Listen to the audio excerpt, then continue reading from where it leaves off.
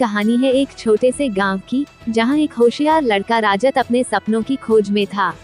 राजत का सपना था एक सुंदर सी लड़की से मिलना, जिससे उसकी जिंदगी को नई राह मिले।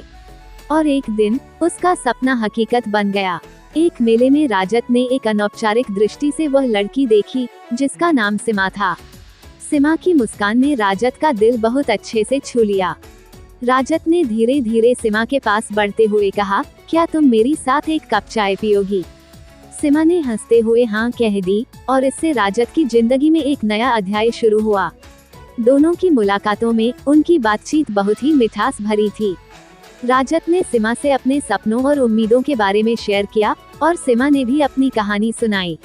धीरे धीरे दोनों के बीच की दोस्ती में कुछ खास हो गया। उनकी मिलनसार कहानी गांव वालों के बीच चर्चित होने लगी। फिर एक दिन राजत ने सीमा से कहा, हमारी मुलाकातें हमारी दोस्ती से आगे बढ़ सकती हैं। सीमा ने हंसते हुए पूछा, तुम क्या मात्र दोस्ती चाहते हो?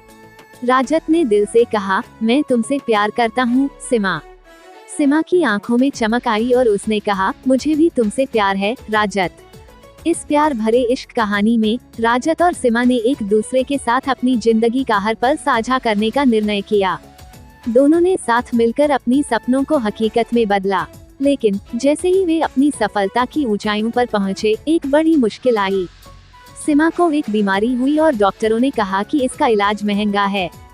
राजत ने सीमा के साथ हर कदम पर खड़ा रहा, लेकिन समय के साथ उनकी आर्थिक स्थिति बिगड़ गई।